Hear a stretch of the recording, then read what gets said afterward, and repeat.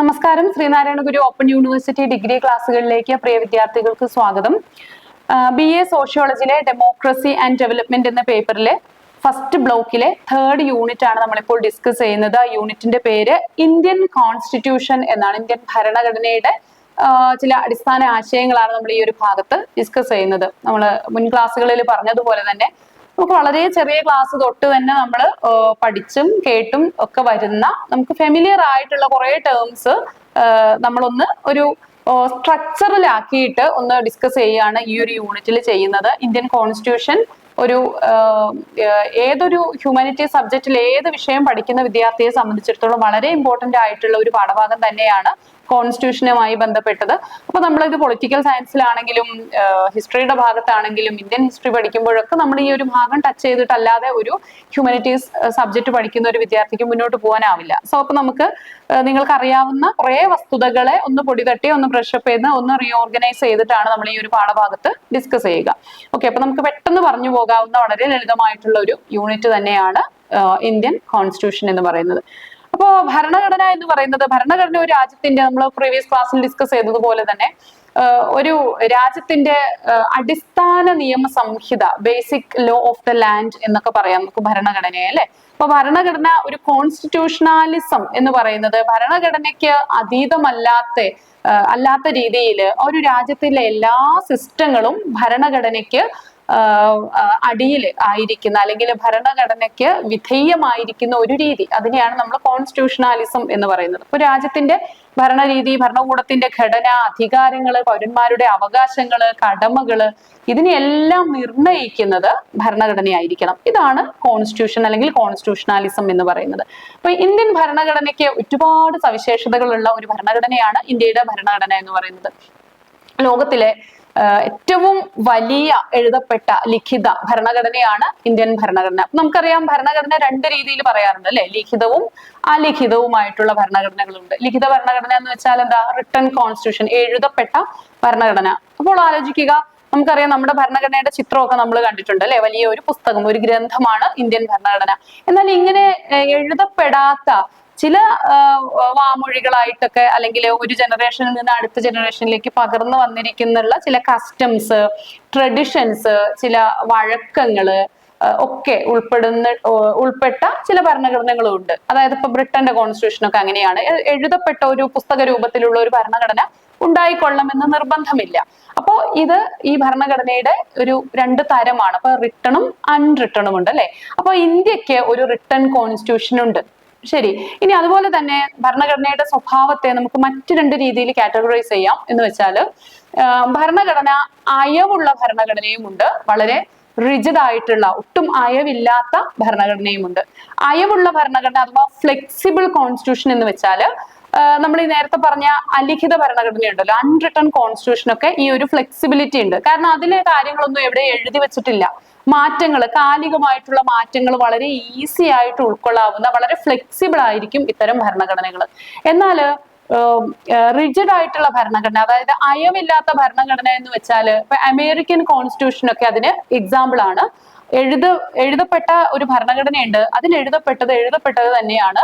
ഭരണഘടനാ ഭേദഗതികൾക്ക് വലിയ സാധ്യതകൾ ഇല്ലാത്ത, വളരെ സാധ്യത കുറഞ്ഞ ഭരണഘടനകളെയാണ് നമ്മൾ എന്ത് പറയുന്നത്? റിജിഡ് ഭരണഘടന എന്ന് പറയുന്നത്. ഇനി എന്താണ് ഇന്ത്യൻ ഭരണഘടനയുടെ സവിശേഷത?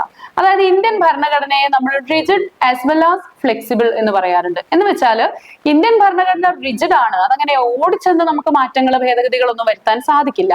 എന്ന് വെച്ചാൽ അത് എഴുതി വെച്ച കാര്യം ഇനി ഒരിക്കലും മാറ്റാൻ പറ്റില്ല, ഭാരതം നിലനിൽക്കുന്ന കാലത്തോളം ഇങ്ങനെ തന്നെ തുടരണം എന്നൊന്നുമില്ല. മറിച്ച് നമുക്ക് ചില പ്രത്യേക പ്രൊവിഷൻസ് ഒക്കെ വെച്ചിട്ട് നമുക്ക് എന്ത് ചെയ്യാം? മാറ്റങ്ങൾ വരുത്താനും സാധിക്കും.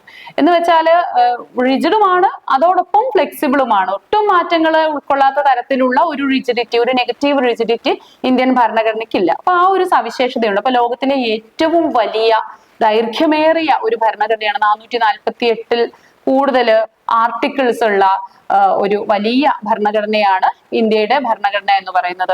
അപ്പൊ നമുക്ക് ഇന്ത്യൻ ഭരണഘടനയുടെ രൂപീകരണത്തെ കുറിച്ച് നോക്കാം. 1946 ആണ് ഇന്ത്യൻ ഭരണഘടന രൂപീകരണവുമായി ബന്ധപ്പെട്ട ആദ്യകാല ചർച്ചകൾ തുടങ്ങുന്നത്, അല്ലെങ്കിൽ ഇന്ത്യക്ക് ഭരണഘടന നിർമ്മാണ സഭ എന്ന് പറയുന്ന ഒരു വളരെ സുപ്രീം ആയിട്ടുള്ള ഒരു ബോഡി രൂപീകരിക്കുന്നത്. ഡോക്ടർ രാജേന്ദ്ര പ്രസാദിന്റെ നേതൃത്വത്തില്, അല്ലെങ്കിൽ രാജേന്ദ്ര പ്രസാദ് ചെയർമാൻ ആയിക്കൊണ്ട് ഒരു ഭരണഘടനാ ബോഡി. ഇനി നമ്മൾ ഭരണഘടനയുമായിട്ട് ബന്ധപ്പെട്ട് എപ്പോഴും ഏറ്റവും അധികം കേൾക്കുന്ന പേരെന്ന് പറയുന്നത് ഡോക്ടർ BR അംബേദ്കറുടേതായിരിക്കും.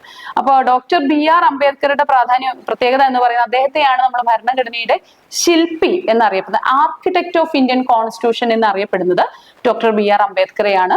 അപ്പൊ അദ്ദേഹം ഭരണഘടനാ നിർമ്മാണ സഭയ്ക്ക് ഒരു 8 കമ്മിറ്റികൾ ഉണ്ടായിരുന്നു. ഓരോന്നിന്റെ പേര് നിങ്ങൾ പഠിച്ചിരിക്കണം നിർബന്ധമില്ല.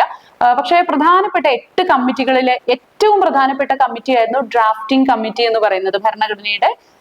ഭരണഘടന എഴുതി ഉണ്ടാക്കുന്ന ഒരു കമ്മിറ്റി അല്ലെ, ഭരണഘടനയുടെ കരട് രൂപം തയ്യാറാക്കുന്ന കമ്മിറ്റി. അപ്പൊ ആ കമ്മിറ്റിയുടെ തലവനായിരുന്നു ഡോക്ടർ BR അംബേദ്കർ. അപ്പോൾ അദ്ദേഹം ഈ ഒരു ഭരണഘടന നിർമ്മാണത്തില് വലിയ പങ്ക് വഹിച്ചിട്ടുണ്ട്. നിസ്തുലമായിട്ടുള്ള സംഭാവനകൾ നൽകിയിട്ടുള്ള ഒരു വലിയ നിയമ വിദഗ്ധനായിരുന്നു അദ്ദേഹം. അപ്പൊ അതുകൊണ്ട് തന്നെ ഡോക്ടർ BR അംബേദ്കറെ നമ്മൾ പറയുന്നത് എന്താണ്? ആർക്കിടെക്ട് ഓഫ് ഇന്ത്യൻ കോൺസ്റ്റിറ്റ്യൂഷൻ എന്നാണ്. ഇനി ഈ ഭരണഘടന സ്വീകരിച്ച ദിവസമാണ് 1949 നവംബർ 26. അപ്പൊ നമ്മൾ പറഞ്ഞു 46 ഈ നിർമ്മാണം തുടങ്ങിയിട്ടുണ്ട് അല്ലെ.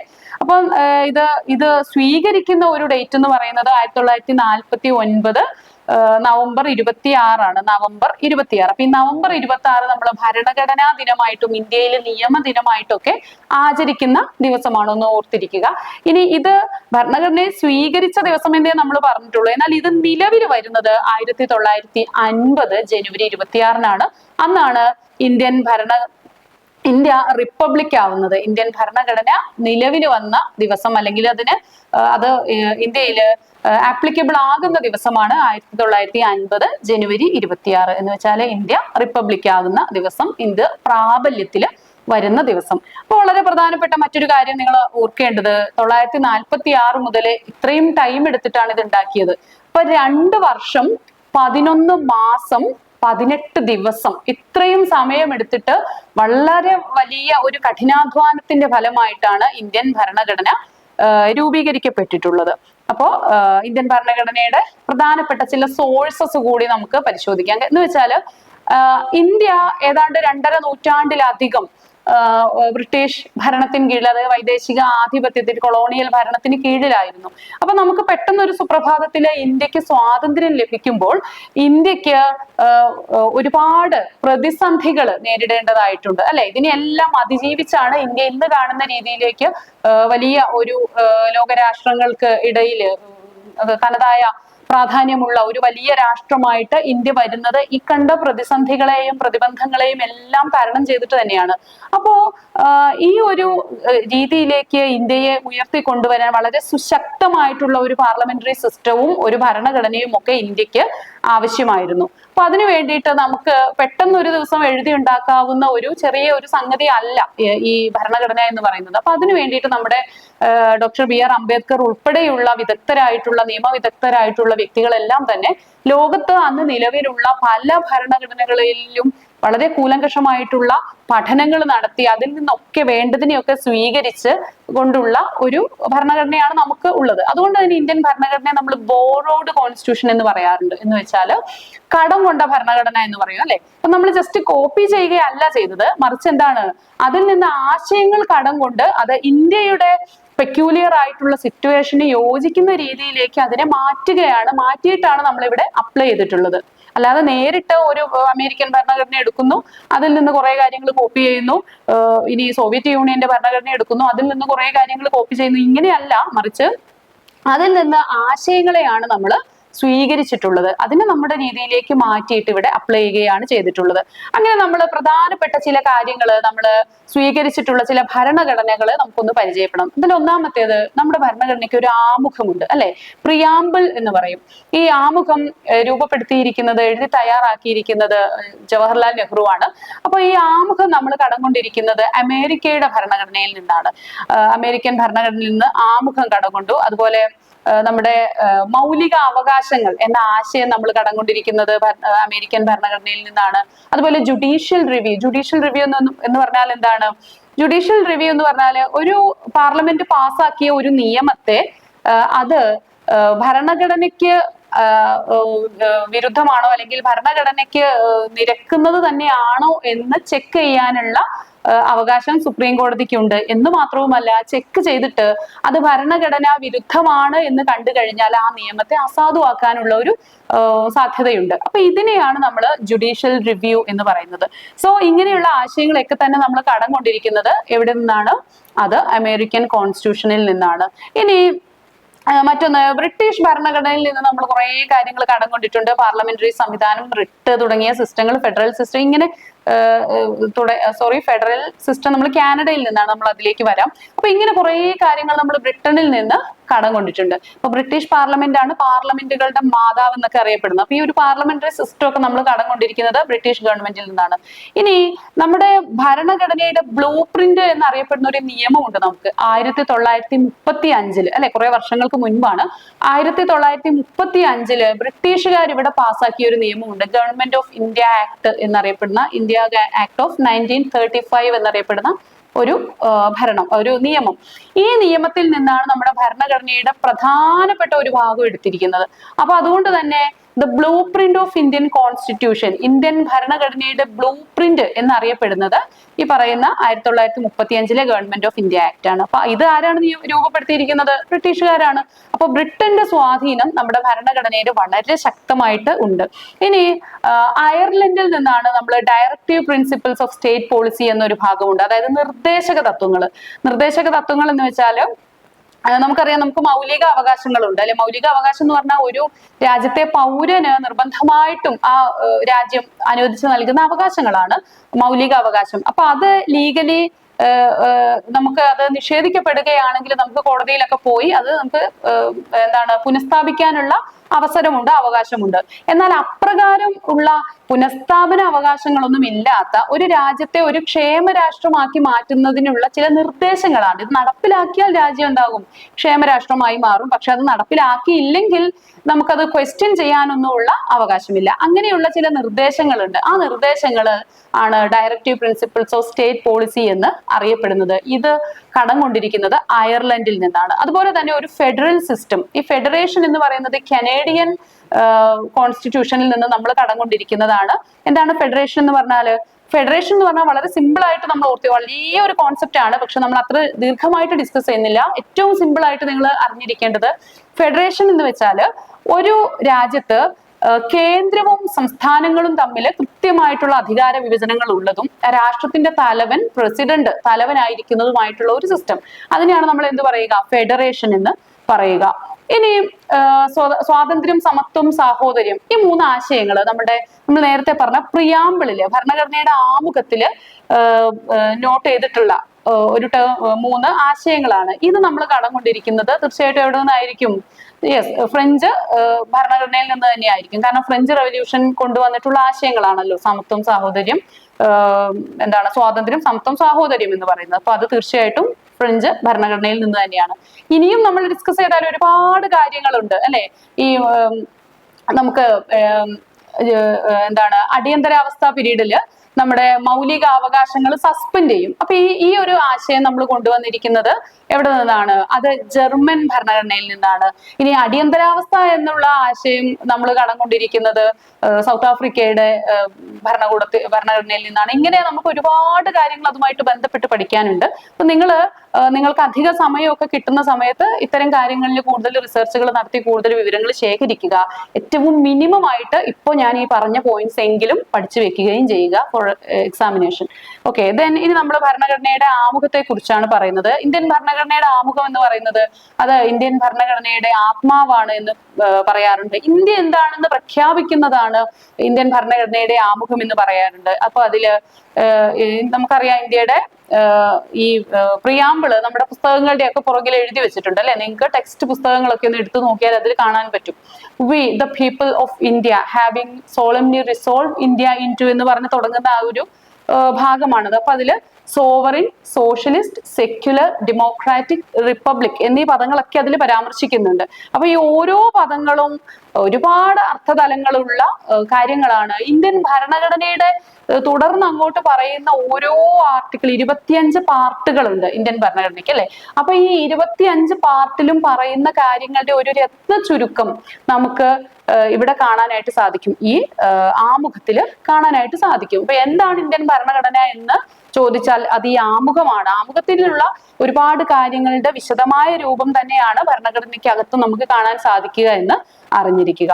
ഇനി ഇന്ത്യൻ ഭരണഘടനയുടെ സവിശേഷത നമ്മൾ നേരത്തെ ഡിസ്കസ് ചെയ്ത, അത് എഴുതപ്പെട്ടതാണ്, ഏറ്റവും ലോങ്സ്റ്റ് ആണ്, അതിൽ മൗലിക അവകാശങ്ങളുണ്ട്, ഒരു പാർലമെന്ററി ഭരണരീതിയാണ്, ഒരു ഫെഡറൽ സിസ്റ്റം ആണ് ഇന്ത്യൻ ഭരണഘടനയിൽ എന്നൊക്കെ നമ്മൾ പറഞ്ഞു. അതുപോലെ തന്നെ സ്വതന്ത്രമായ നീതിന്യായ വ്യവസ്ഥയുണ്ട്, അടിയന്തരാവസ്ഥയ്ക്കുള്ള വ്യവസ്ഥകൾ അതിൽ പരാമർശിക്കപ്പെടുന്നുണ്ട്. ഇങ്ങനെ തുടങ്ങിയ ഒരുപാട് സവിശേഷതകൾ ഇന്ത്യൻ ഭരണഘടനയ്ക്ക് ഉണ്ട്. അതുപോലെ ഇന്ത്യൻ ഭരണഘടന ഒരു ഏക പൗരത്വമാണ് മുന്നോട്ട് വയ്ക്കുന്നത്, അല്ലെ?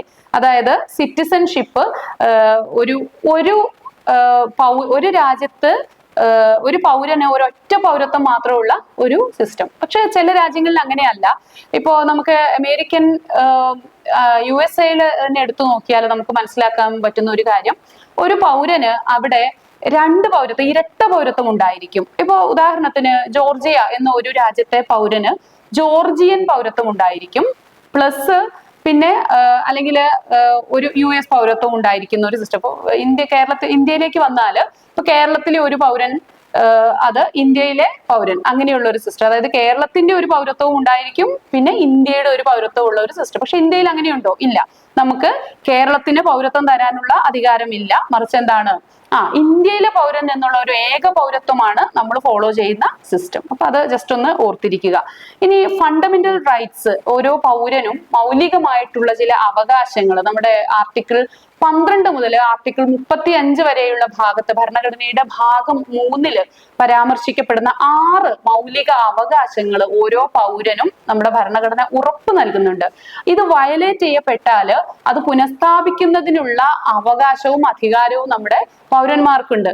നമുക്ക് ഒരു പൗരന് നേരിട്ട് ഹൈക്കോടതിയെയും സുപ്രീം കോടതിയെയും സമീപിക്കാനുള്ള അവകാശമുള്ള ഒരേ ഒരു കേസ് എന്ന് പറയുന്നത് അത് ഈ മൗലിക അവകാശങ്ങളുടെ ലംഘനവുമായി ബന്ധപ്പെട്ടിട്ടാണ്. മറ്റേതൊരു കേസാണെങ്കിലും നമ്മൾ കീഴ്ക്കോടതിയിലാണ് കേസ് കൊടുക്കേണ്ടത്.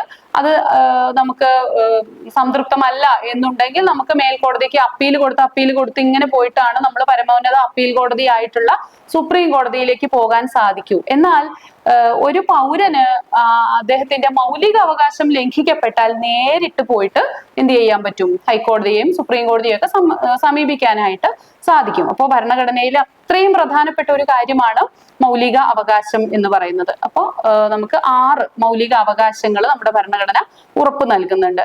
ഇനി ആർട്ടിക്കിൾ 32 മൗലിക അവകാശങ്ങളില് 35 വരെയാണുള്ളത്. അപ്പൊ അതിന് 32ാമത്തെ അവകാശം എന്ന് പറയുന്നത്, ആർട്ടിക്കിൾ എന്ന് പറയുന്നത് എന്താണ് ഡിസ്കസ് ചെയ്യുന്നത്? ഭരണഘടനാപരമായിട്ടുള്ള പരിഹാരങ്ങൾ കാണുന്നതിനുള്ള അവകാശമാണ് ആർട്ടിക്കിൾ 32 പരാമർശിക്കുന്ന 6ാമത്തെ മൗലിക അവകാശം എന്ന് പറയുന്നത്. എന്താണ് ഇതിന്റെ പ്രത്യേകത?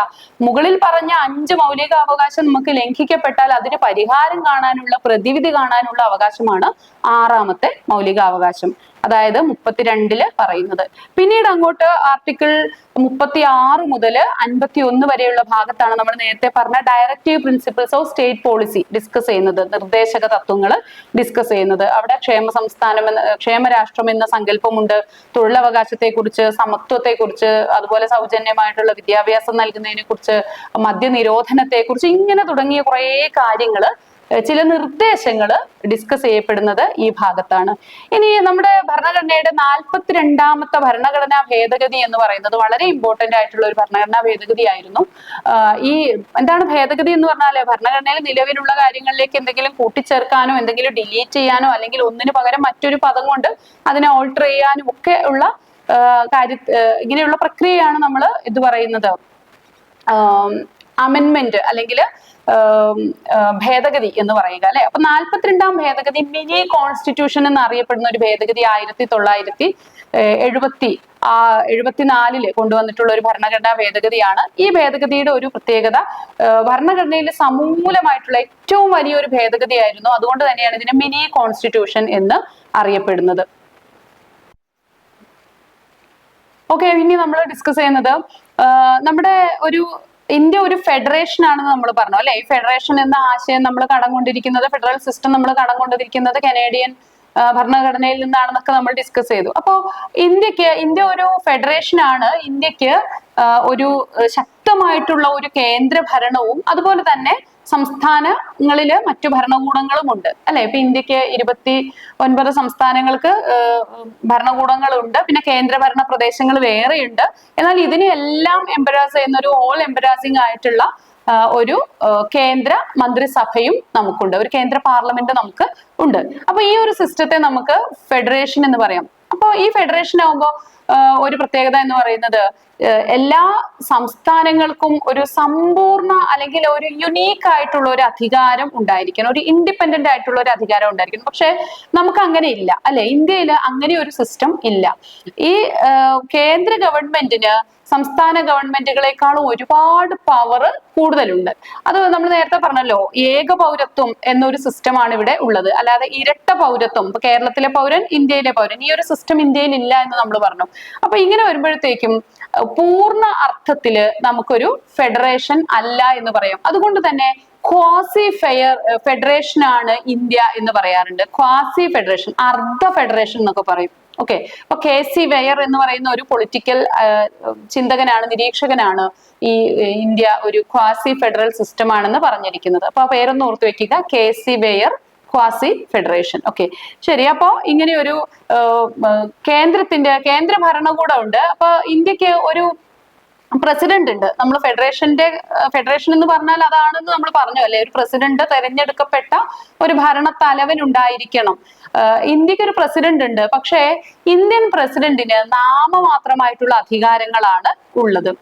റിയൽ പവർ എക്സിക്യൂട്ട് ചെയ്യുന്നത് പ്രധാനമന്ത്രിയുടെ നേതൃത്വത്തിലുള്ള ക്യാബിനറ്റ് ആണ്. എന്നാൽ ഇതിന് ഈ പ്രധാനമന്ത്രി പറയുന്നിടത്തൊക്കെ സൈൻ ചെയ്യേണ്ട, അല്ലെങ്കിൽ ഒരു റബ്ബർ സ്റ്റാമ്പ് എന്നൊക്കെ നമ്മൾ പറയാറുണ്ട് പ്രസിഡന്റിനെ.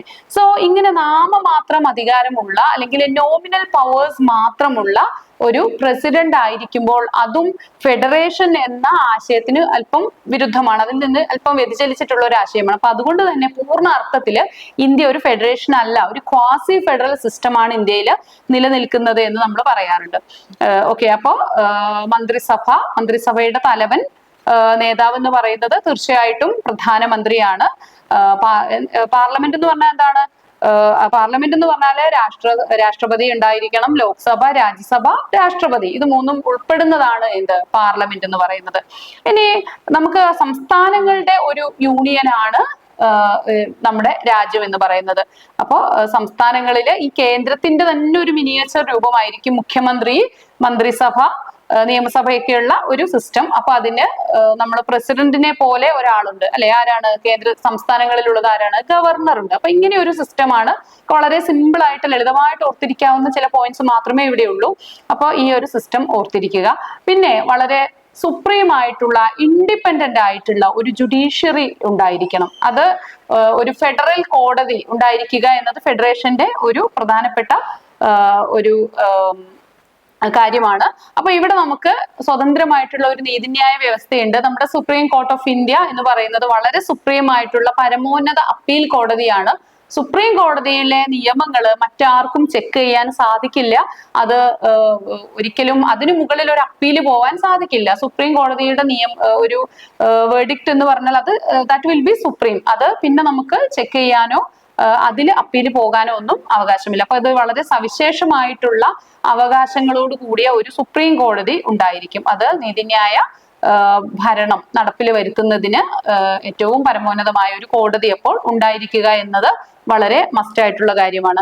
അതുപോലെ തന്നെ നമുക്ക് എമർജൻസി പ്രൊവിഷൻസ് ഉണ്ട്. അടിയന്തരാവസ്ഥയുമായി ബന്ധപ്പെട്ട ചില വ്യവസ്ഥകൾ ഉണ്ട്. അപ്പൊ അടിയന്തരാവസ്ഥ എന്ന് പറയുന്നത് പ്രസിഡന്റ് റൂളാണ് അല്ലെ. പ്രസിഡന്റ്സ് റൂള് പാസ്സാക്കുന്നതാണ് അടിയന്തരാവസ്ഥ എന്ന് പറയുന്നത്. അപ്പൊ നമ്മുടെ ഭരണഘടനയുടെ ആർട്ടിക്കിൾ 368, അതുപോലെ 352, തുടങ്ങിയ ഭരണഘടനാ ഭേദഗതികളിലാണ് നമ്മൾ ഈ ഒരു അടിയന്തരാവസ്ഥയെ കുറിച്ച് പരാമർശിക്കുന്നത്. അപ്പൊ ഇന്ത്യൻ ഭരണഘടന എന്ന് പറഞ്ഞാൽ നമ്മൾ ഇത്രയും കാര്യങ്ങൾ ഡിസ്കസ് ചെയ്തതിൽ നിന്ന് നിങ്ങൾക്ക് മനസ്സിലാവുന്ന ഒരു കാര്യമാണ്, വളരെയേറെ പ്രാധാന്യമുള്ള, വളരെയേറെ സവിശേഷതകളുള്ള ഒന്നാണ് ഇന്ത്യൻ ഭരണഘടന എന്ന് പറയുന്നത്. ഇത് വളരെ വൈഡായിട്ട് ഡിസ്കസ് ചെയ്യേണ്ട, വളരെ വൈഡായിട്ട് പഠിച്ചു വെക്കേണ്ട ഒരു ചാപ്റ്റർ ആണ്. അപ്പോൾ നന്നായിട്ട് ക്ലാസ് റിപ്പീറ്റ് ചെയ്ത് കേൾക്കുക, നോട്ട്സ് വായിച്ചു പഠിക്കുക, കൂടുതൽ പോയിന്റ്സ് നിങ്ങളുടെ നോട്ടിലേക്ക് ആഡ് ചെയ്യുക. Okay, thank you.